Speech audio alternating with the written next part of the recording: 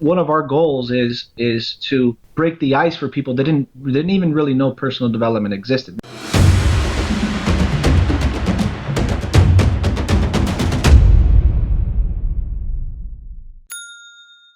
And it's really about an impact. You want people leaving an event somewhat more transformed or changed than they went. With some of the events we've done, it's been kind of cool. We've done them in local bars in Miami.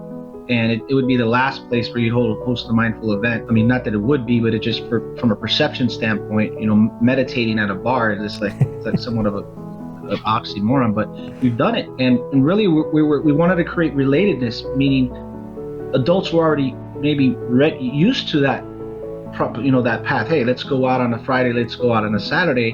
So what we would do is we would get, a local venue that normally would have people coming out at 9, 10, 11 at night, but get the venue at 7, get people in there earlier, and just sessions where there is meditation. What's the most amazing thing is, and this is what I love about our concept of mindful events, a lot of personal development events attract the people that are in the personal development path, right? If you go to a Tony Robbins event, I mean, tickets are very expensive. There's 10,000, 12,000 people there, all spent a lot of money on tickets, but there's Tony Robbins fans going in, and those are a lot of people that go to Tony for the first time, naturally. I mean, there's always newcomers. One of our goals is to break the ice for people that didn't even really know personal development existed. Maybe they got invited by a friend. And I was going to mention, one of the most impactful moments my memories of the events is at the end of the event, there's servers there's the managers of the venue, there's the bartenders. They're like, oh my God, this is awesome. When are you going to do the next event? And here you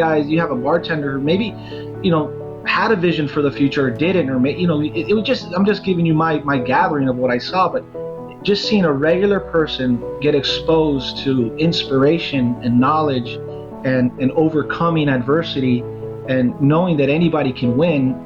That to me is probably more special than somebody else who's a little more seasoned coming in and go, hey man, that was cool, So it's really, that's really the goal, is that people don't know what they don't know.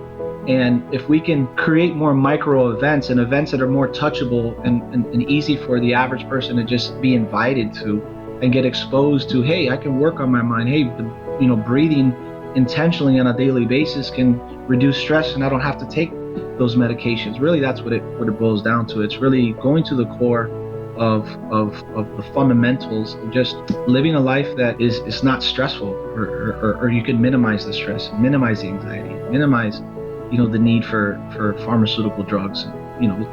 That's really where we're headed with this. Thanks for listening to a podcast with interesting people. Please subscribe and leave a review or comment. And support us by sharing our episodes on social media. We really appreciate it. And for more information, visit us at apodcast.com. Thanks.